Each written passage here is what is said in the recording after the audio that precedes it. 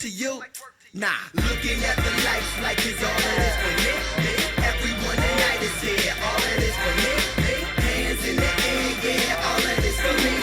Bottles over here, all of this for me. All of this for me, for me. All of this for me, for me.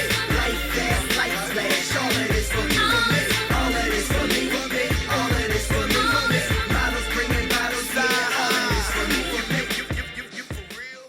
Hello, hello. Welcome into another edition of The Rome Show here on HamiltonRadio.net, Channel 2, Facebook.com/Andrew.Romanella. I am your host, Andrew Romanella, and boy, oh boy, do we have a fantastic show lined up for you today. Not only are we going to be diving into Week 6 of the NFL season, telling you our opinions on what happened this Sunday, but we also have a special guest joining us in studio today. Yes, Coach Phil Maisano of PPRcoaching.com will be jumping into the studio with us. The studio, by the way, and if you're watching on Facebook.com, the studio that has a nice set of updated chairs. Thank you, Gino and Ruben, for making us feel really nice and cozy in here.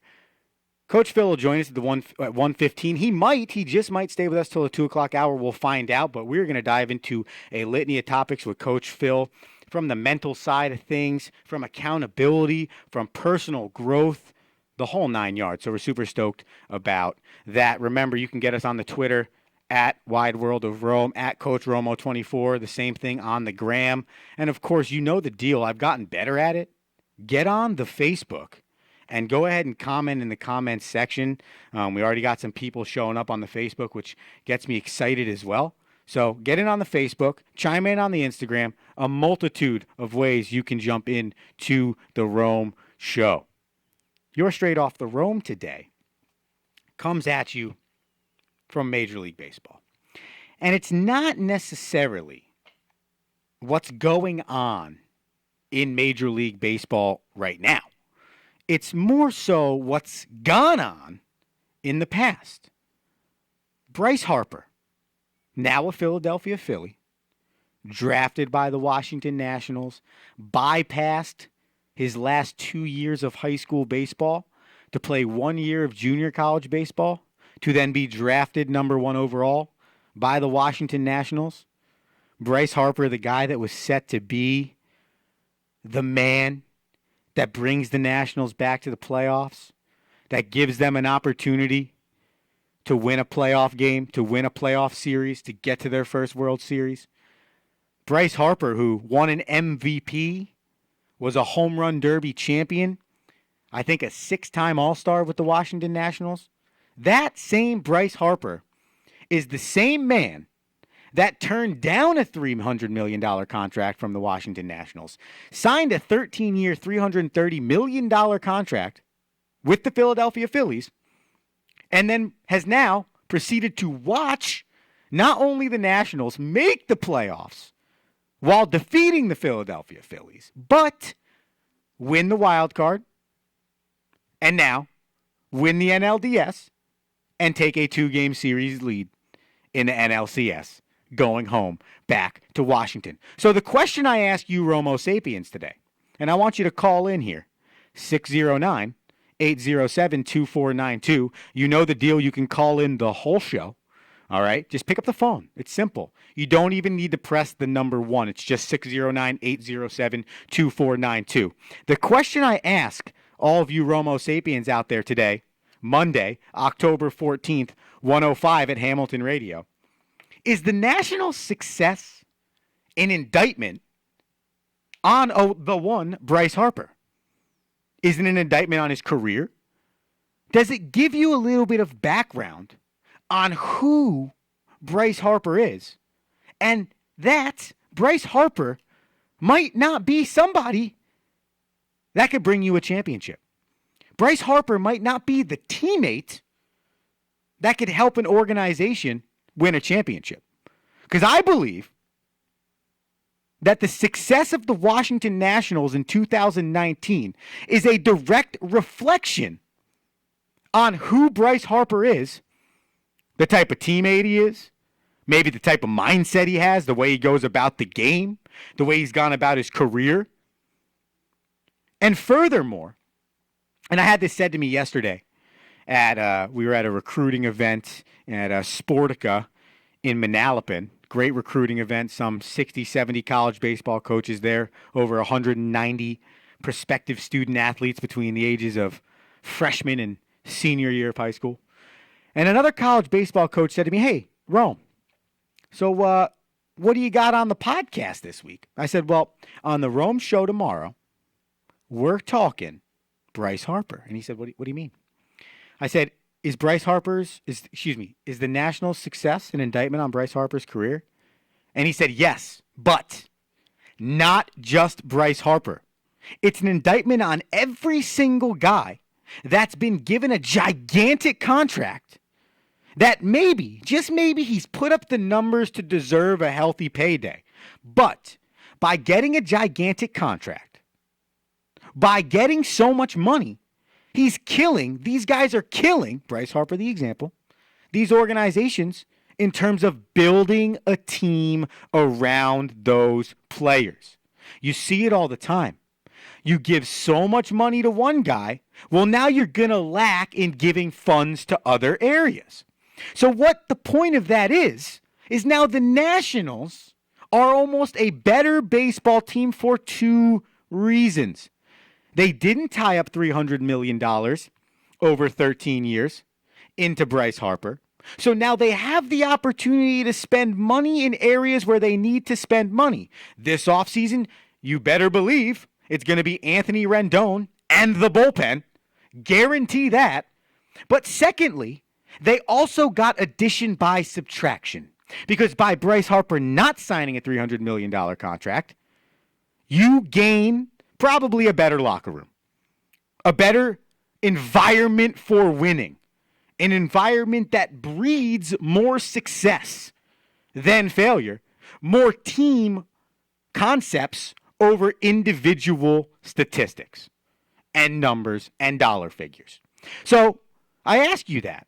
609-807-2492. And I know Coach Phil's in the building, and I think he might have an opinion on this as well, because it's not just Bryce Harper.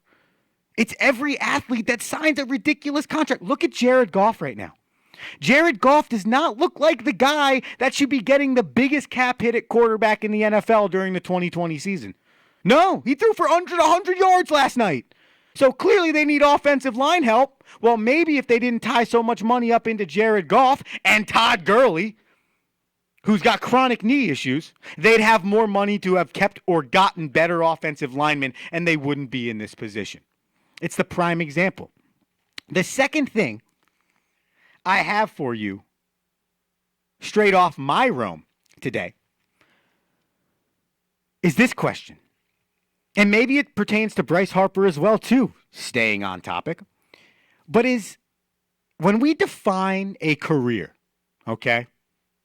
When we define a professional athlete's career, when we talk about how we remember them, maybe them being a Hall of Famer, maybe them being somebody that is remembered in the annals of greatness in a particular sport, does postseason success matter?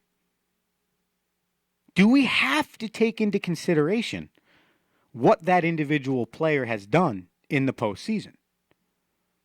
My example, Clayton Kershaw, right? I mean, we all know what happened. Clayton Kershaw comes in against the Nationals, has a 3-1 lead, in as a reliever. Now, to the Dodgers coaching staff's defense, Clayton Kershaw in his last 5 appearances out of the bullpen in the postseason has not given up a run. So I understand why that might have been a thought process. Yeah, let's get Clayton Kershaw in there, right? Let's make sure we have a guy who's experienced, for a time the best pitcher in baseball, can come in and close the door. Well, he didn't. He gave up back-to-back home runs, something he's never done in his regular season career. However, has done twice in his postseason career. So now, obviously, Clayton Kershaw and the Dodgers, they lose in the NLDS to the aforementioned Washington Nationals. And now we sit here and we question the greatness of Clayton Kershaw. And the root of that conversation is, does postseason success matter? Or how much does it matter? Or how much weight does it hold when you're talking about the success over the course of a player's career? For Clayton Kershaw, he's a Hall of Famer, in my opinion. 609-807-2492. If you disagree, at Coach Romo24 on the gram and Twitter, as well as Facebook, which is popping off with some Romo Sapiens. Proud to be Romo Sapiens. Clayton Kershaw is a Hall of Famer, and I get it. He hasn't had the postseason success. Yes, that should be held to a degree against him. Because how great can you be if you can't succeed in the greatest moments? Because what are we really playing the game for if we're not playing to win championships, right? So it would be almost a little hypocritical if we didn't include and care about postseason success, because then what would be the reasoning for playing the games, right? You're playing in the regular season to get the best standing in the postseason to give yourself the best opportunity to win the championship. So if you consistently get put in a position where you don't win the championship and you are a direct result. Now, if Clayton Kershaw in his postseason career is a 1.25 ERA, is 9-0, and has been lights out in every start, but every single time they lost, it's because somebody else blew the game, it's a different conversation. I get that. But it's not in this case. He has been the reason multiple times why the Dodgers have lost a lead, lost a postseason game. Poor outings, poor relief appearances, not good. So yes, it should be held against to a degree. We can't say that Clayton Kershaw's postseason lack of success should now take away from his extreme success when it comes to his regular season numbers. That's a fact. He's great. He's been great. He was one of the greatest, if not the greatest in the game for about a 6-year stretch. So he is a Hall of Famer in that light. But how much weight, I should ask it that way, how much weight does postseason success hold when determining a player's career? 609-807-2492. We have another minute here or so before we're going to bring Coach Phil Maisano into the studio here to join the Rome Show. I think we're going to have, I would assume, another really loyal Romo Sapien on our hands once Coach Phil gets done with this episode of the Rome Show. So stay tuned, because I think you're going to be stoked about that. But here's my last comment. And of course I'm going to go to the Miami Dolphins. I'm a Dolphins guy, all right? Dan Marino, right? We know he's a Hall of Famer. He's one of the greatest quarterbacks of all time. But there's never an argument brought up about Dan Marino where someone doesn't say, yeah, but he didn't win a Super Bowl. Yeah, but he wasn't able to win a Super Bowl.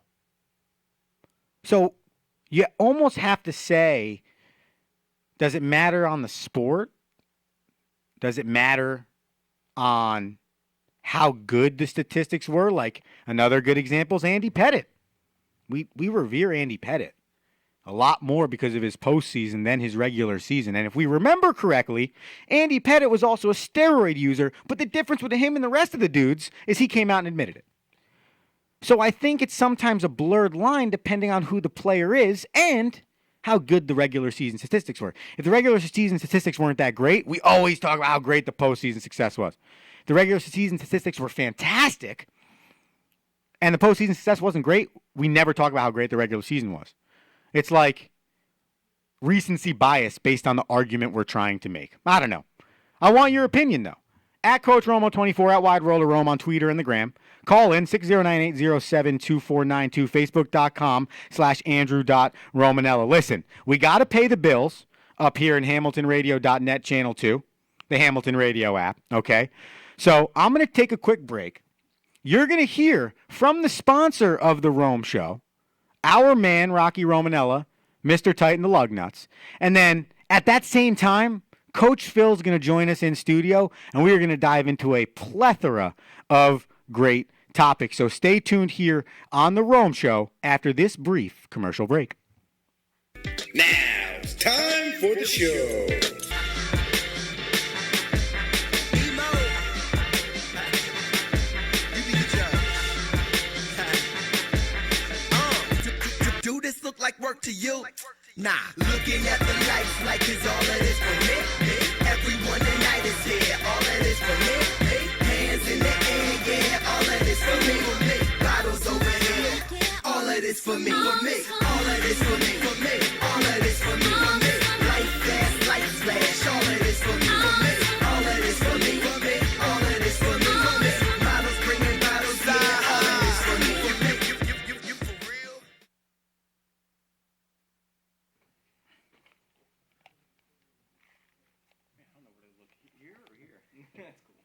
Sometimes I forget. Really? Yeah. Or like sometimes I'll like be trying to talk and like read what people are writing, and I'll think, oh my god, I gotta talk. What's up? All right, we're going. All right, hey, here's the deal. All right, we're gonna do this via the audio before I introduce Coach Phil here. All right, I want you to know you need to go to 360managementservices.com. That's the number 3. The word 60managementservices.com. Pick up yourself a copy of Tighten the Lug Nuts, Story of Balanced Leadership. Okay, you need the leadership aha moment. Mr. Rocky Romanella is going to help get you there. I know the man sitting to my right, I think if you're watching on camera, it'd be my left, correct? Right? Yes. Yes. Okay. So looking at us, he's to my left. This man has interviewed my father as well before, so he knows what type of leader he is. So go pick yourself up a copy. By the way, it's also available on Amazon.com and iBooks. So, I mean, it's literally as easy as possible. And every single book sold, $1 from that book goes back to the V Foundation for Cancer Research. So that's super cool. Something super awesome 360 Management Services doing. Pick up a copy today. I'm super stoked, Romo Sapiens, to have. Can you hear me? I don't know. Hey, Rube. Excuse me, Gino. Can we make sure that Coach Phil's mic's on? Go ahead. Let's see. Can you hear me now? Oh, there we There are. we go. All right. Since you can hear him now, Coach Phil Maisano. What's going on? How are you? Thank you, and welcome to the studio. I'm doing good. How are you? Dude, I'm ready to be a Romo Sapien, dude. Yeah. I am ready. So I Thanks for wasn't having me lying. on. I wasn't lying. You do feel like you could be a part of that cult. Listen, I'm already feel like I'm already in it. Yeah, this you is are. good. Let's do the initiation. To give some people a little bit of backstory, okay? Coach Phil interviewed my father a few months ago, I believe, or Yeah, it was about 2 or 3 months ago. right? Mhm. And you can go to Coach Phil's website, pprcoaching.com. He has all of his podcasts docked up there. You could check it out. And that's how this connection started. Mm-hmm. And we're going to dive so much into your background. But I know you came in here with a few hot takes on the sports topics. Yes. And I wanted to let you get those out.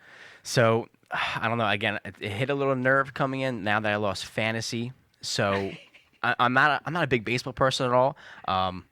Who was our head coach that just got fired for the Phillies? For the Gabe Kapler. Gabe Kapler. All I know is that my family is just going off about him, how terrible he was. I don't know the guy. All I know is that he was just a baseball player. And now he was the coach and ended up being fired. So Not very good. no, not very good at all. But overall, again, I'm not a big baseball fan, so I'll just stay in my lane.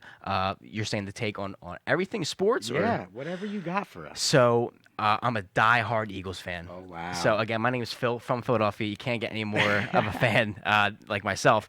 But I love what the Eagles are doing right now. I love Wentz. He's doing great. I do notice that there's like an off chemistry the first half. It happens every single game. I just went to the first game. I forget who they play. Redskins. And, man, it's just such an electrifying place to be in, especially Philadelphia fans. Many people call us crazy, but it's great. It's But just true fanhood. it is true fanhood. deep, but yes, it's and I true. love being crazy. No, I'm kidding. But again, big Eagles fan.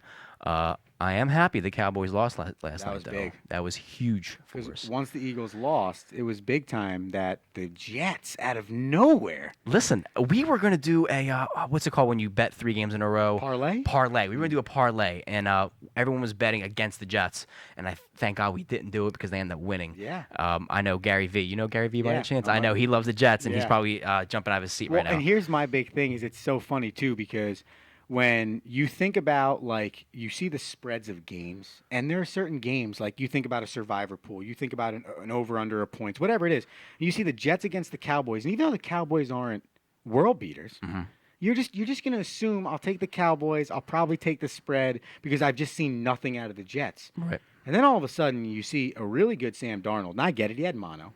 You see a competent defense enough to win against good teams. And you see a Cowboys team that is just really bad and has lost 3 straight. So if I'm you and I'm an Eagles fan, regardless of how bad we might have played this week or how poor it could have been from our defensive backs, you should be pretty stoked. Oh, I know. I mean, I don't know what happened with Jones defending. I forget who he was. I don't even remember. But man, I was cringing watching him cover. It was absolutely horrific. But I think they'll make a good bounce back. We need Deshaun Jackson back in Yeah. there because that first game he put up like 30-something points on my fantasy team, and now he's out. He But- takes up. So how's your fantasy team doing? So I'm in 2 leagues. I'm in the Air Force League. I'm 4-1. I lost in that. Emmanuel Sanders did not show up for me. In my other league, I'm 3-2. Now going to be 3-3. It always hurts to lose because I know. Any fantasy owner out there, your friends smack talk you all the Yes. time, and it just ruins the rest of your week. But anyways, everyone did pretty good. I'm glad Kamara was not injured and he was good. David Johnson was good, so I'm happy with all that stuff. It's crazy how important. So on my podcast, the Dab Podcast, okay, my partner Anthony Rinaldi and myself did a show probably about a month or 2 ago, right as the season was getting going, and we talked about how it's like running back is the most important fantasy position. It is, and it's scarce now. It's scarce. It really is. Everyone's getting injured, especially QBs too. Right. It's like running back, QBs, but if you're in a PPR, it changes things. But like at the end of the day, I think because there's so much value in the pass catching running back, especially in the actual NFL, fantasy owners see that as it's like that fine line. Do I draft a guy like Patrick Mahomes in the first round? Or am I going to go get, which was probably always the right move, Christian McCaffrey or Saquon Barkley? Knowing that they're going to put up numbers regardless. 100%. And I think that's the debate that a lot of fans, and I failed at that this year. Or I just took every wrong running back and wide receiver. Like, I have Mike Evans. You think first week he puts up like 23. Oh, this is going to be consistent. Then he puts up like 7, then 0. Then I can't handle that. And I think it comes down to this. And Phil, tell me if I'm wrong. There's no consistent play in the NFL anymore. There really isn't at all. It's I mean, bad. you had Antonio Brown last year, the year before. He was putting up 20, 15, 30. He was fantastic. And now, look, you draft him this year, and he's sitting on your bench waiting for him to come back. Yep. And even with Kareem Hunt. Yep. I mean, he's suspended till, week 8 or week Yeah. 10 or something like that? Yeah, and Tyreek Hill was out. Tyreek Hill. It's these players are just so inconsistent. I'm not sure if it's the coach's fault or them just performing or even stuff outside of them, affecting them in the game. What do you think makes them inconsistent? I think the biggest thing is that we don't have a lot of practice time. And I don't say we, like me, like I'm on the practice field, but like these teams don't have a lot of practice time. Right. I feel like practice time in the preseason has been taken away from them. I feel like they don't practice a lot during the week. And I know there was a big thing when the new guy in Washington took over. He like made them run sprints after practice, and he had them practicing in pads, and he had them doing all sorts of stuff. There might be some real validity to that. Yeah. And Practice as you play, as Yeah. they say, right? absolutely. And we were always told, especially as kids, practice makes perfect. And I've always been taught now, perfect practice makes perfect. There you Because go. I again, like that. you as a baseball coach, I mean, you can swing a bat a million times. If you're not swinging it the right way, what's the point? Point, right? It's like it's quality over quantity. All those different cliches you can use. All right, well, listen, I'm sitting here talking to Coach Philly. Dilly dilly. Here we go. And so let me give you a little background on Coach Phil, okay? And we got all day to talk even some more sports, so I promise you we'll get there. But We'll be here till 7. It's exciting. Yeah, we heard. Yeah, Gino told us we have the studio till like 4:30. So tune in, Romo Sapien. So Coach Phil, life coach, 3rd degree mixed martial arts certified, okay, Air Force service member, hyper certified coach, and I'm going to get this wrong, but I'm going to say it anyways. You got it. Tony Robbins Madonis certified. Correct. You got it. You Let's got go. It. Can you put all of that into kind of a what I do response for the Romo Sapiens? What I do, man, that's a good one. I love people who are hungry like I was. I don't like talking about myself, but I'm going to rewind about 10, maybe 11, 12 years ago to where things weren't going so well. Parents divorced, dad never came back home. And, everything is fantastic now because I surrounded myself with coaches like yourself. So I believe after over periods of time, my amazing family, all the role models I had showed me what's possible. So now that I've had this opportunity to learn and grow from them, now it's my job to give it back to other people as well. Watching other people struggle as I did, it hurts. It's like growing pains. Us as humans, we're always looking for pleasure over pain. We're always avoiding pain and seeking pleasure. So coaches have saved my life. What I do is I help take people from where they are to where they want to be, and I help close that gap. I know a lot of people tend to veer off when they hear the word life coach, but I like to consider myself as a results coach. I like that. Yeah, so it's completely different. I never tell people how to do things I've never done myself.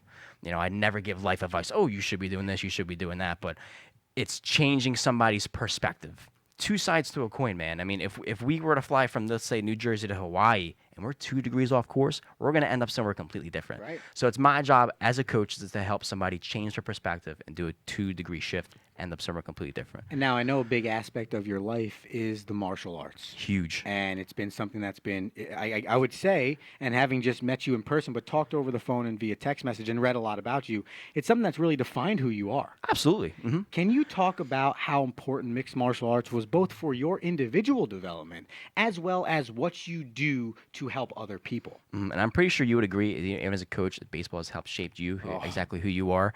I ranted about it on one of these shows. Yeah, I'm going to ask you right back, right after. And the way it's helped to shape me is, again, coming from an 11, 12-year-old kid who wasn't good at any sports, was not athletic, who didn't have the friends, who didn't have the confidence to stepping on the mat and not being judged by anybody. It's being yourself and giving 110%, knowing that in the end, if you're sweating more on the mat, you're going to bleed less at war. Life is happening for you, not against you. A lot of people, especially, and I'm not sure if you would agree, it's a very mediocre time, especially in this world. It's like 90% of us. Yes. And are okay with it. yes, very Every okay day. with it. Mm-hmm. and what I learned through the martial arts is when you step on the mat and you try your best, it was physically challenging, emotionally challenging. It was honing in all the anger and all the things that were happening against me, and just to focusing on a pad or put my gloves on and just let it out.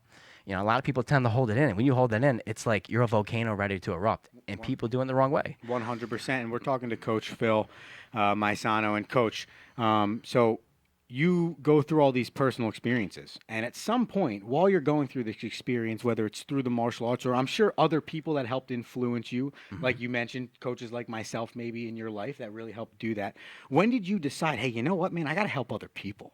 I got to get this out to other individuals. That's a good one. I have a lot of mentors. I've always noticed my Uncle Frank was a huge mentor, and Coach Mark was a huge mentor. And when I know you asked me a question earlier in a text message, have a support system, that's great, but have a system that pushes you.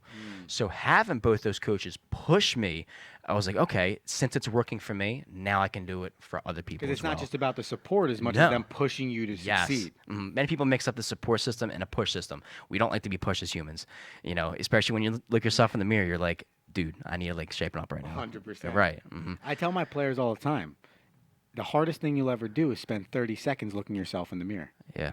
And what do you think is the hardest part of actually, I'm going to rephrase that. What's the best part about being a coach for you as a baseball coach? It's seeing development. And it's not just development on the baseball field. It's like life development. And I'll give you an example. So we have a shortstop in our program now. He's top 3 favorite kids I've ever been around. Not just coach, been around. Now, do you look for attitude or you look for skill? Or a combination Character of both? first. Okay. Character first. Because they're going to be ambassadors of the school. And that's the big thing you got to remember. Like when you take these kids off campus, they're ambassadors of the school. So if they're not going to be the right ambassador of the school, they're not going to help the team GPA, they're not going to help better the community, they're not going to do all those things, then their baseball skill doesn't necessarily matter because we're trying to develop good human beings, not just good baseball players. Right. So we have a shortstop who, when I got to meet him when we took over the program last year, getting him to smile was literally like winning the lottery. 1 in a million chance. Did you ever get him to smile? So I did, and it took me a while, but it's like my favorite career accomplishment. And for me, put into perspective what I'm doing. I'm helping affect these kids develop in all different angles. And for this one, it was emotionally, where he can show some excitement. He can be pumped up. He did things well. He's a great baseball player. And now, and we joke about it, and him and I joke about it, and we hang loose, and it's our thing. And it's like the fact that the first 3 months I coached this kid, he might not have even really talked to me, to now he's smiling and throwing up signs like that. To me, that's success. Now, my question is, as a coach, and even if other coaches are, people who are inspiring other people, how did you influence him as a coach? Because I feel like it's so hard for some people to, you get that title or that status of being a coach, but you're not really a phenomenal coach unless you influence them and you show them. How did you get to his soul and help him put that $1 million lotto smile on his face? I think the biggest thing that I did, I don't know if you're interviewing me or I'm supposed to be interviewing I'm sorry. you, but I like it. I like it. It's good combo. It's good. It's good. I like it. So I built a relationship. And one thing I noticed about this particular player is that he loved visual learning, and more specifically videos, broken down, slowed down videos of himself, videos of big leaguers, videos of other guys. So I used Instagram and Twitter to my advantage. I would find videos and I'd send them to him. Hey man, check this drill out. What do you think about this? Right. Kind of give him a feel like, hey, I can interact with this coach and give him my opinion. I can have a valued opinion, and then we can all get better as a unit. And over time, I think we got into a really good relationship where that became something he started giving to his teammates. Right. And then it really clicked for him, and I think it clicked for our relationship. And it's something that we still do to this day. When we come up with new drills for the infielders, I'm like, yo, come on in, dude. Right. Like, what, do you like this? Is it cool? Did you enjoy that practice? And he'll be honest. But I think that was the point, is building that relationship. And I think that's what I did as a coach, because to your point, when you get given the title of coach, or you earn the title of coach, I should say, sometimes there is some tough stuff that comes with it, and it's players automatically assuming that either you're out to get them, or you're not looking out for their best interest, or they have to be afraid to be themselves around you. I'm the opposite. Be you. If you dress that way, listen to that type of music, are that type of dude, be that person. Right. It's better for us. And I think that's what helped me get through that particular player. Awesome. I love it. And I think, and I would probably say, to flip it right back to you, that's something that is prominent in your career path. He's building relationships. Yeah. I always found and called it LB triple E. It's lead by energy, enthusiasm, and example. LB triple E. I'm writing that down. Yeah. Listen, if you're trying to influence somebody, whether you're a coach, a teacher, a mentor to somebody, even a father figure, a mother figure, it's, hey, are you setting the example? Are you not only talking and telling them what to do, but are you walking the walk? Think about it. Every person you look up to, I mean, you want to be like them because they've done it already. It's like Roger Bannister. Do you know who that is by any chance? No, but go on. Yeah, so he's the first person ever to run a 4-minute mile, underneath a 4-minute mile. Wow. Ever. And he got a 3:59, and it was humanly impossible to run underneath a 4-minute mile until he's done it. He did it with energy, he did it with enthusiasm, and he set the example. Since then, 29,000 people, including high school athletes, have done it because he set the example. And huge. Wow. So it's almost like that, when someone says, oh, that's impossible, and someone responds with, no, Exactly. nothing's impossible. Exactly. Well, yeah, in theory, it feels impossible, but you can't know unless you take that one step forward to trying to beat that, right? Yep. So now I want to ask you this, and again, we're talking to Coach Phil Maizano, a resume up to wazoo. I want you to go to pprcoaching.com. Check him out at PPR Coaching on Instagram as well. Any other social media tags you want to throw out? Coach_Maizano. I mean, Boom. I have That's the it. Coach Romo one, too. That's fantastic. Yeah. I'm going to follow you as I we love speak. it right now, right? So I want you to go find Coach on all of his socials so you can follow him and get some of his fantastic stuff. I talked about Clayton Kershaw early on in the show, and I know you were in the studio for me talking about that. And a lot of it was defining postseason success defining career success based on postseason success. Right. For a guy like Clayton Kershaw, who just, for lack of better words, blew a huge game for the Dodgers and essentially helped end their season, he's such a great player. How does he mentally bounce back from something like that? Like if Clayton Kershaw walked into your office and said, Coach Phil, man, I'm a mess. I blew the game 5, 2 home runs back to back. I don't know where to go. I don't even know where to start. Where do you tell him? So it's a very cliche word, and it's not, it's such a repetitive word, but reflect. Reverse engineer what you just did. Many people are so focused on what went wrong, what went well, and how can you amplify that. Listen, you got 5 home runs this year. What were you doing at that day? What did you eat? Who were you talking to? What was your mindset like? That got you that 5 home runs. If you're so focused on the bad, it's like the law of attraction. Whatever you're focused on is exactly what's going to come right back to you, right? So I feel like so many athletes and so many mentors and coaches are so focused on what went wrong and what should we do now. Change your approach. Change what you're thinking. If things are working out for you, focus on just that. So, do you have any stats on what he did from the postseason by any chance? So I do know that in 5 opportunities for postseason elimination games, 3 of which he started, 2 of which he relieved, he was a direct result in the negative outcome of those games. Did he have any games that were amazing or good? So in any games that were non-elimination games, Clayton Kershaw's had like a 3.26 ERA over his postseason career, which is pretty good. Is it the best decent. in the world? But it's pretty good. Yeah. So it's just the elimination games. Mm-hmm. And then I think the pressure gets too big. Now, I guess the question for him is, what did you do in the non-elimination games that you can carry over to the elimination games? Sure. Is the question. And would you, in your expert opinion, tell a guy like that he needs to find a way to keep consistency no matter how big the situation is? Yes. I'm sorry. My ADD kicked in. Can you rephrase that again? I said, for a guy like that, would you tell him that he needs to keep his routine consistent no matter how big the situation gets? Yeah, consistency is key. But also, I've always heard this quote, and I always carry it with me. Complexity kills consistency, and simplicity wins. When people have a plan and they make it so complex, it's like looking at a math equation. When you look at the whole thing, you're like, oh my gosh, what am I looking at? It gets so complicated that we end up falling off the bandwagon, and you're not consistent anymore. When you make it simple, listen, you have to do A, B, and C today. Have a good mindset, eat this, show up. That's all I want you to do. And I guarantee they're going to have a great game. Keep the plan simple, especially postseason. I love that. Keep the plan simple, and that's any sport, though, right? I mean, Any you were sport. talking about football before. You could equate it to hockey, soccer. I mean, I think in any big scenario, if you're a professional athlete, understanding the simplification of things, and I hear coaches say it all the time, and I'll use baseball for the example: win this inning. We say it all the time: win this at bat. Don't worry about winning the game until you win this inning, and it's true. But I think the hardest thing people do is then equate that to life. Yes. So really, one thing that I think I got this from the head baseball, was then the associate baseball coach, head baseball coach at Fordham University, now the head baseball coach at Fairleigh Dickinson University in Teaneck. Okay, and he said we had a mantra: go 1-0 today.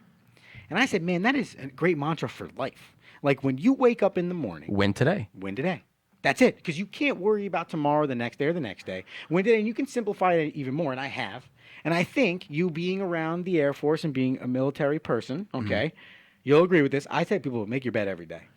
Wow. I'm not going to lie. I was just going to come in and say, make your bed. Yes. It's the first task of the day. Boom. It's going to set you up for success for everything else. Even if the rest of your day is complete poo, you can come back and you always look at your bed and say, that's the first thing I did, one thing right today. Right, 100%. And so for the baseball players, and I was fortunate to coach a few kids that were drafted 2 years back. And when we started talking about like a plan to attack becoming a professional baseball player, the first thing I told them was, 1, make your bed, but make it a 3-task morning. So task 1 is making your bed. Task 2 is finishing a bottle of water. And for a kid in school, task 3 would be going to class.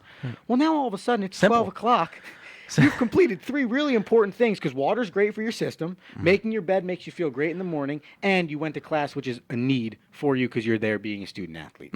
The rest of the day, you're primed for success. Yeah. And I feel like, and I do this all the time too as a coach before games, I need to think about how I can set my day up that way. So that if it's a game day, or if it's a not game day, or if it's a day where there's no baseball involved, am I setting myself up? And I would go back and probably say, to your point of reflection, oftentimes when I have a bad day, I did not set my day up simply. No. And it got complicated. Yeah, so many things get mashed up into like this blob and this big picture. You're like, no, I'm good. What am I doing? What am I doing now? What's going on? Right. So I tell everybody this, okay? And I guess you could call it a loaded question. It's a broad question. Let's put it that way, okay? Hit me with it. I want every guest that comes onto the show, I want them to leave the Romo Sapiens with something that you want them to remember. If they chose one thing from this show, this could really be the thing that you want them to remember. So, Coach Phil, I ask you, what may be that one thing? Happiness. I raw happiness, and I'm pretty sure you can agree. So many people are looking for, to be successful and a lot of money and the cars and the material things. But when you pass on from here, you can't take any of that stuff. But while you're here, be you and just, whether it's making $40,000 doing a video game job, if that what makes you happy, do it. People are looking for this balance between work and home life, and it's becoming so complicated. Do you? If you like coming home at 8 o'clock and playing video games with your boys from 8 to 10, Do it. Saturdays are for the boys, man. Come home early and do it. If that's what makes you happy, do it. If it's working 16-hour days, sure. And as a coach, as a baseball coach, whether you're at home or here in the studio, whatever makes you happy, man, people should strive for it. It's never about money. Never, because The studio makes me happy. it's the studio, man. That's it. But if that's one thing I want people to leave with, it's do it for you. Happiness. Don't chase anything else. I like that. And what's fun for me, Phil, in hearing you say that, is obviously I've had a few different guests on the show, and I feel like in one way or another, everybody has made that same type of point. But to your point about simplicity, the word happiness is as simple as it gets. That's it. It's it. Like, and it isn't money. It isn't power. It isn't the type of car that you drive. Isn't to impress anybody either. Because No. many people will get that stuff to impress somebody they don't even like. It's a good point. And yeah, and finding somebody that likes you for you is also a whole nother animal, because you need the person you're with to accept who the heck you are as a human being. Exactly. I love it. I'm happy now because you joined me in the studio. I have to ask you, though, a few different things, because now my mind's running and I love it. The first one is, can you tell us what you do with the Air Force? I can't. Okay. I could just say one word: weapons. Okay. That's it. For all, if there's any weapons troops out there, I can't really say what I do. All I know it's a really cool job. That's pretty much it, And man. I That's it. saved I'm that sorry. one for later on because I wasn't going to open with that, but I really in the back of my mind this whole time I've said, I can't have you here, have texted about it and not ask you. So, okay, cool. Well, that sounds freaking awesome. Yeah, it's cool. It's Very cool. cool. If I ever get a waiver sign that I can say, Yeah. I'll come back and You're do it here. again. This is I'll where be you here. release I'll be here and I'll All right. spoil it. The second question I have for you, we're about to jump to a commercial break. Okay, I got some betting odds for the Romo Sapiens in the back end of this show, as Okay. well as some analytics. You're more than welcome to stay if you'd like to sit on that microphone and spew some more opinions. Dude, I'll be here. Let's as long as I'm a go. Romo Sapien, I'm here. Let's go. You are a loyal Romo Sapien. Okay, so ladies and gentlemen, here's the deal, okay? Coach Phil and myself are going to take a quick break here on the Rome Show, okay? My man Gene's queuing up the Titan the Lugnuts 360 Management Services commercial as we speak, okay? We're going to come back on the back end. We have, last week we called it, now I'm drawing a blank. Pretender or Contender. Okay. This week, we're calling it Bet It or Don't. All right, bet it or don't. All right, and then we're going to have a little bit of Romalytics as well, and Coach Phil staying in studio with us. So I'm super. There it is. I'm here, man. So I'm here. I'm super stoked about that. So Andrew Romanella, Phil Maisano, The Rome Show, you Romo Sapiens. We'll be back after this commercial break.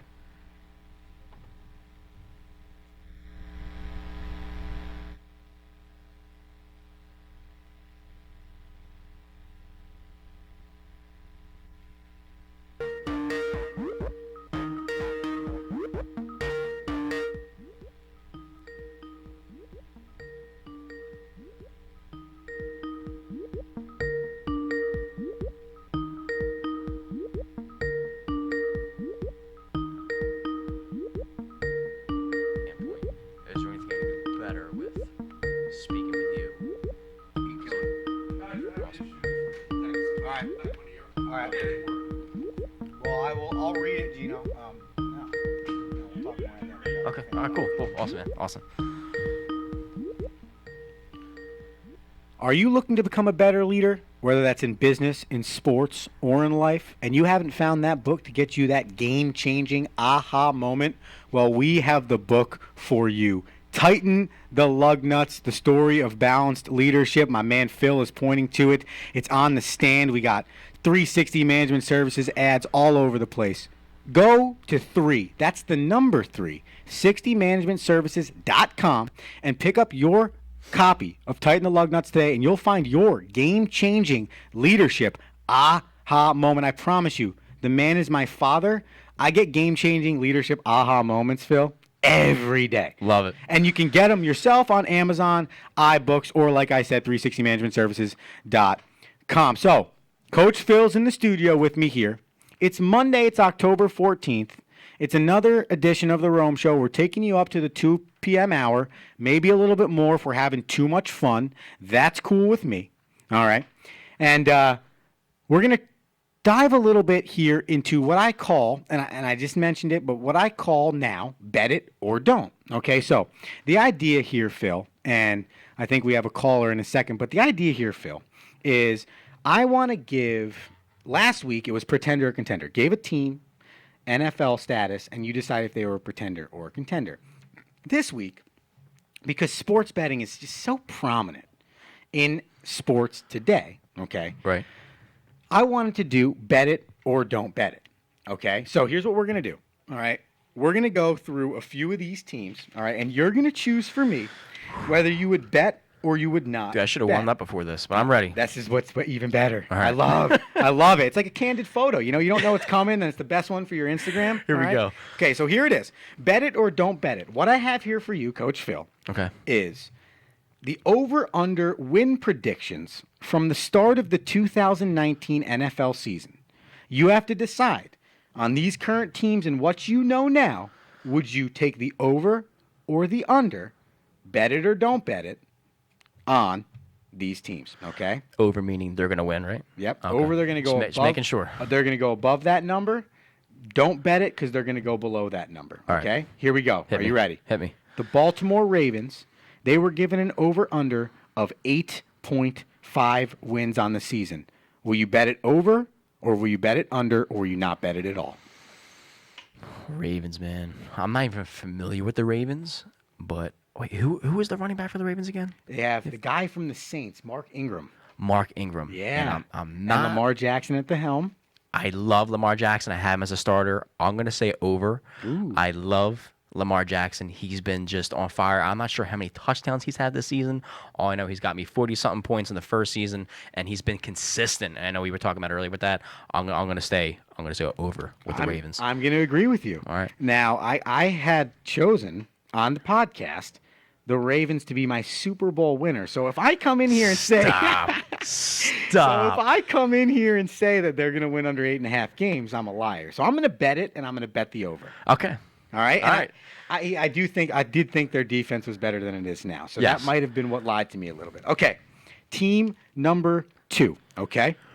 The Buffalo Bills. Would you bet? Now, this is an easy one, I think, now that I say it out loud. Would you bet the over under 6.5 wins, or would you stay away from it? Bills, what are they right now? 4 wins. 4-1. Bills. I think they're hot right now from what I've been watching from at least from my fantasy team. Again, I'm going to stay in my lane. But again, when you go up against the Ravens, you have got Lamar Jackson, even the Patriots down the road. I mean, they're 6-0. Yeah. Patriots right now sitting at 6-0. I'm going to say I'm not going to bet on them. Oh, I'm wow. not gonna Don't bet it. Listen, Wow. they're hot, but I think it is The Bills. yes, it's just the Bills. I don't expect anything else from them.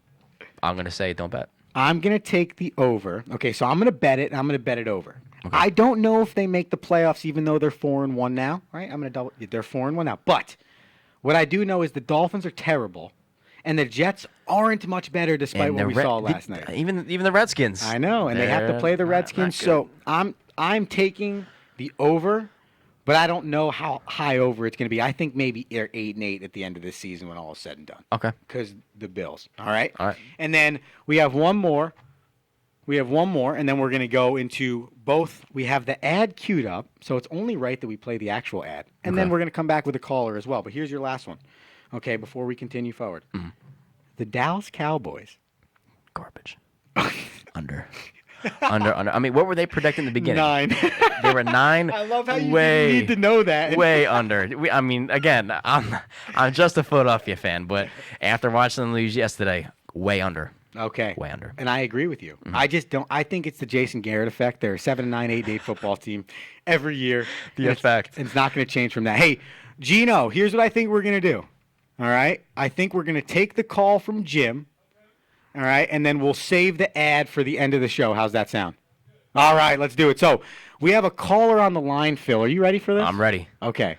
Calling in, according to what it says on my screen here, Jim from Florida. Jim, are you on the line, and what do you got for us today here on the Rome Show? Rome, good to hear from you. Great show. I'm a friend of your family. You know me, Jim from Fort Lauderdale. And I'm happy to have you back in. Can I ask you a question Great. before we get Yeah. going here? Okay, because I heard from my father, and you can confirm nor deny that the name Uncle Pencil no longer flies on the radio, and we have to come up with a better nickname for when you call into the show. Confirm or deny, please. That is correct. That is correct. Okay, so Mr. Pencil. No. Listen, we're going to put that up for the Romo Sapiens on the Instagram, Jim, and then we're going to see what they come back with.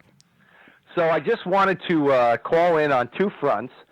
And the first front is to see if you would have time in 2 weeks to get the Romo Sapiens interested in some horse racing action, because the Breeders' Cup is scheduled for November 1st and 2nd at Santa Anita.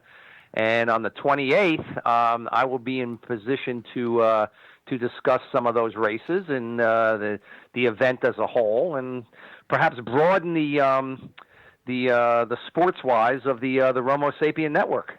I think, and Phil, I don't know if you heard Jim, Phil go, ooh. I think I'm in for that. October 28th, you're on. How's that sound? Sounds good. Sounds good. Now, on the second front, I was listening to you and your guest talk about the 3 tasks when you wake up. And, you know, even when you get to be an old guy like me, you learn something new every day. And that is great advice. It really is great advice to keep you focused. Unfortunately, as you get older, the 3 tasks switch a little bit. The first is if you reach behind you when you get up and you feel the headboard, that's a good thing. That's a good thing. It means you're alive.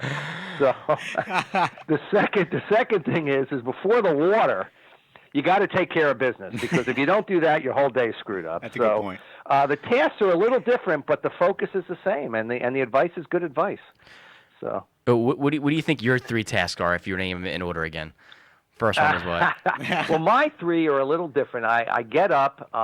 Hit the headboard. And I hit the headboard, and then fortunately, my dog makes sure that he is the first thing that's a priority. Service so I gotta before go feed him self, and take man. him I out, love it. And then I can get on with my day. So, but I exercise almost every morning, so that's always a good thing. And great advice. Great advice to get you through the day. What happens if you? So that's really all I had to impart, and just really enjoyed the show and your guests, and keep up the good work, and we'll talk more in 2 weeks. Jim, Mr. Pencil, I'm excited to have you on the show October 28th. Thank you for tuning in. Okay, take care. What were you just about to say there? Because I think you had a really good point. No, I was going to ask if I'm the same way, and I'm pretty sure Jim is the same way. What happens if you don't do that third thing Yes. you said? What about you? If I'm not sure if that's part of your morning routine. I'm more of a night guy, but if that's part of your morning routine, It's part of mine. what happens if you don't? I have to make sure I schedule the time later on. And so I'm going to take it I'm going to twist it a little bit on you, Phil. Okay? What I called is never 2 in a row. Okay? And what we're talking about here is the exercising aspect of what Mr. Pencil came on here to speak about in terms of his task in the morning. I call it never 2 in a row. I don't ever want to go 2 days in a row without completing physical activity. And I don't just call it lifting, because I don't believe it just has to be lifting. Especially as I've gotten Training older. in general. 100%. Right. Okay. And in terms of Mr. Jim Pencil there, his dog, hey, you know what? I walk my dog sometimes 2-3 miles in the morning, throw the tennis ball, we're running around a soccer field. Like, that's just as much exercise. But it's never 2 in a row. So I never let it go 2 days in a row. So if I can do it every morning, I will. But if there's a day when I got to get up, because I drive 65 miles to work, some days that's just difficult, right? Yeah. I just say, hey, you know what? I'm going to schedule my day so that I know later on I can get to the gym. And then even though I'm not an afternoon guy like yourself, I still feel like I have a good mindset going in because I was prepared for it. What happens about if it doesn't happen for you? I completely agree. The same thing. I think in order for us to be, amazing as we are, I mean, how do you be a Romo Sapien without having energy? The way you get energy. Great point. Yes, it's again always starts up here. That's why I love coaching, right? If you can change your mind, you can change everything else. But that physical activity is going to give you energy, and again, even with the food that you fuel yourself with. Think about it. We're like a car. You shove McDonald's in there, I'm not going to run right. That's a great point. All right. Why would you ever want to go to the gym if you're not feeling yourself right? You're right. Think about it. Right. So, And that's the hardest thing people deal with. yes. Food. I deal with it. Yeah. 80% nutrition, 20% mechanics. Yeah. Again, you even know as a coach, you need that stuff. I mean, for us, it's 80% mental, 20% physical. I mean, that's what I'm talking about, Genius, my man. man. So Genius. listen, we have to finish. Bet it or don't bet it, because your take on the Cowboys was so good that I want to go back because Garbage. I have obviously the Philadelphia Eagles on here. I think they're going to bounce back. What are their odds right now? They were given a line of 9.5, and they're 3-3, and that half a point is huge. Deshaun Jackson's going to come back. I know Doug Peterson's going to adjust. Wentz is going to adjust. People are going to heal up. I'm going to say they're going to stay the same. Wow. I'm not going to go any higher than 9. Wow. I love my team, but I'm going to be a realist. So you're going to bet it under. I'm going to bet it. I'm going to bet it under. Man. Yeah. I'm going to bet it under. But I think the NFC East is 1-9-7 this year. That's why I'm going to take the under. yeah. Because I don't think we just talked about it. The Cowboys are probably going to be 7-9, 8-8. I'm surprised they're even way less than that. Right? So then if I do also believe, because last week somebody wrote in and said, are the Eagles legit? And I said, yeah, they are. I think they are legit. And I don't take this loss as me saying now they're not legit. I'm not a week-by-week guy like that. Right. But I think of the two, I would take the Eagles over the Cowboys, and I don't think the Eagles are a 10 or an 11-win team. But I do think they're a 9-win team. I think they're slightly better than 500. So, and I think that wins the division because I don't think the Giants are better than 7-9 at best. Probably 6-10, 5-11. Okay, here we go. The Houston Texans. I love that team, man. 8.5 games won. They were chosen for in Vegas. I'm going to go over. Yeah, I agree. I mean, they're on fire right now. Yeah. And again, I'm so bad with players, but who's the running back on that one? Well, actually, that's different though because I believe it's Carlos Hyde now because Lamar Miller got hurt at the beginning of the year. That's who it was. Yeah. I like Hyde. He was on the 49. No, Redskins. Yes. He was a mix of the 49ers and somewhere else. Too. I think he was pretty good on that team. Yeah. He's got potential, and I love the Texans. Deshaun Watson's a dude. Dude, he really is. And back in the day, Dabo Swinney called him the Michael Jordan of football. I don't know if it's that extreme, being the greatest of all time like that, but he is going to be, if not is, really good. Yes, I think extremely good. I know he was ranked, I think, 3 on PPR ranking right now. I'm not sure how much he put up this week. Was it 30? Something like that. So, but he's a stud, man. He shows up. Yeah. I've never seen him fold underneath pressure from the short games that I watched on Red Zone. So. I agree, 100% right. Last one right here, and then before we end the show, I got some Romalytics for the people so we can dive into the championship series in baseball. Right here, and this is I think one of my favorite ones, right? The Seahawks. And they were chosen at an 8.5 line, and they have 4 wins right now. But they're in a division with the Rams who are underachieving and the 49ers who are very much achieving. I think the 49ers are going to very much continue to achieve. I'm going to say over. Wow. Yeah. Wow. So 9 or more, huh? I lied. I'm gonna say just 9. Ooh. Just wow. 9. Okay. They're not gonna be better than the Eagles. Okay. They're probably just high. So, yeah, I'm gonna say even on that. Philly. Dilly. In a typical, not in a mean way, Eagles fan. No, Hey, you brought love it. back I the mean, Eagles. we should have I had love Bud it. Light. We should have had Bud Light. I agree with you. Okay. I'm going to say I'm not going to bet it because they're no, they're 5-1. They're not 4-1. Ooh, that does change things. I'll bet it. I'll take What's the the rest over. of their lineup? I'll take the over. I'll get their schedule right now. I'll take the over. The thing is, they got to play the 49ers again. So they have on their schedule left the Ravens, the Falcons, the Buccaneers, Niners, the Eagles, the Vikings, the Rams, the Panthers, the Cardinals, the Niners. I think they can pick up 5 more wins on that. They could definitely pick up 5. So I'm over. Obviously not against the Eagles. They're not. No. So I'm over. So that is your Rome Show edition of Bet It or Don't Bet It. The distant cousin sister of Pretender or pretender. We're going to bring that to you every week. Because Coach Phil was in the studio today, I was not as locked in on putting it on the Instagram story. I'm sorry, but we might play a little bit of it this week so I can get your opinion going into the last show. So we're going to go about 3 or 4 minutes over here because we have some Romalytics we want to give the people. Okay, and Phil, I know that you said you stay in your lane, not necessarily a huge baseball guy, but I think you're a numbers guy and you understand numbers. Okay. So I think you're going to be able to have an opinion on some of these. All right. Okay, so your Romalytics today. All right, your Romalytics today are going to come to you from the National League Championship Series, okay? So we went and we did a little bit of diving, okay? And I had a little bit of help from baseballsavant.com, which is a super awesome website that brings you every analytic possible, which kind of gives you an idea as to why analytics are so prominent, because when you have some of these numbers, it's like, man, this is crazy. Like, you can really see, like, what's going on out here, you know? So I got some numbers for you, and I thought this was super interesting. So in the postseason so far against the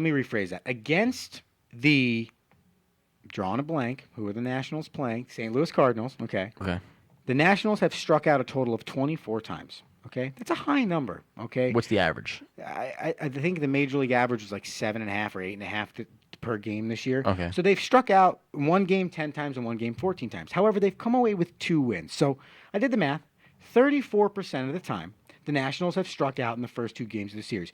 With that number, you would say to yourself, wow, well, then the St. Louis Cardinals must have done a really good job and are probably set up to possibly win the series. Right. Well, did a little bit more digging, okay? Okay. Well, the Nationals were 8th in the league in balls batted in play, the batting average off of those balls, at nearly 310, which means even though they strike out 34% of the time, they at least get the ball in the field. Boom, those other 66% of the time. It kind of reminds me of Ryan Howard, man. Struck out a lot, but he would hit those.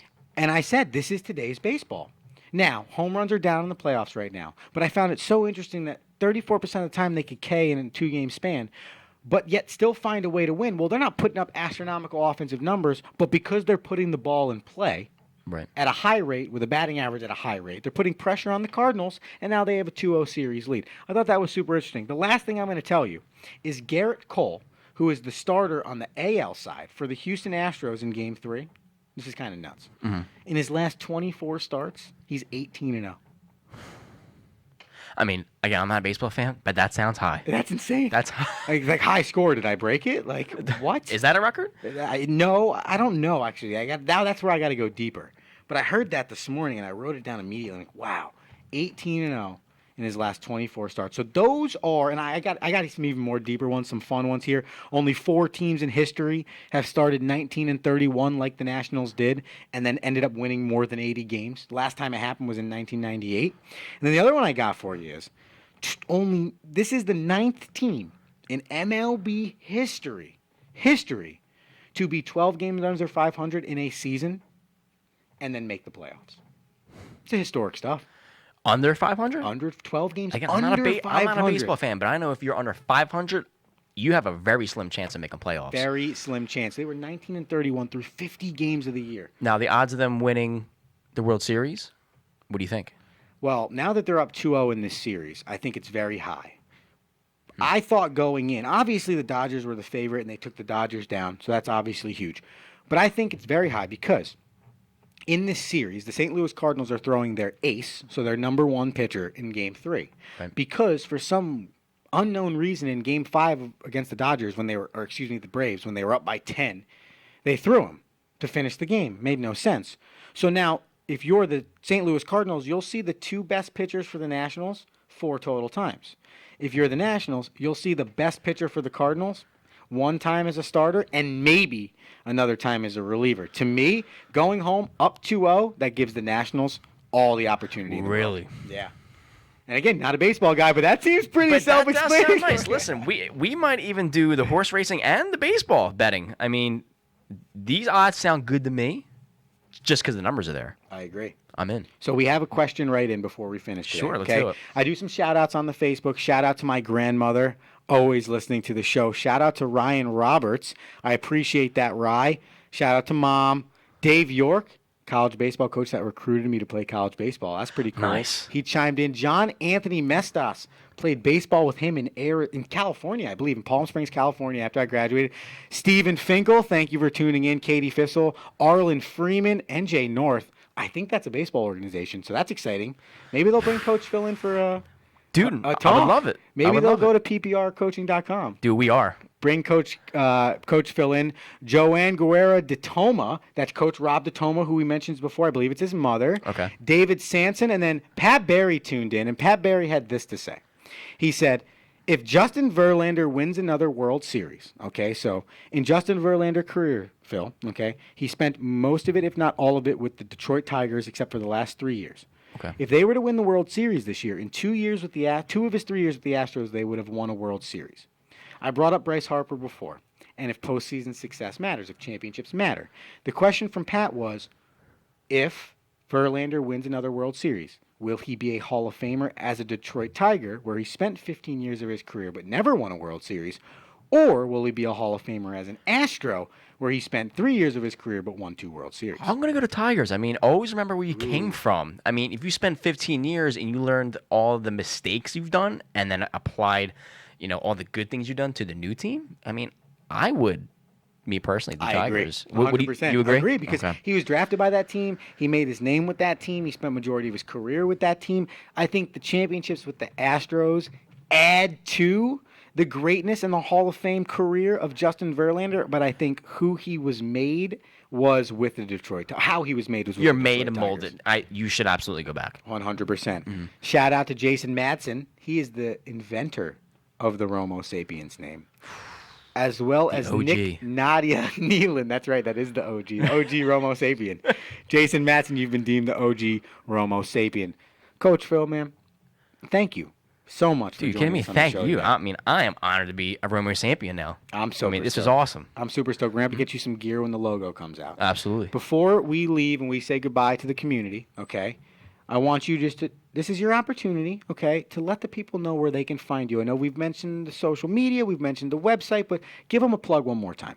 So my website is pprcoaching.com. If you want to reach me personally, I'm never actively looking for clients just because, I like people who are hungry. Sure. But if you are hungry, my personal number to my phone, which if you call it right now, it will literally ring, 267-341-8746.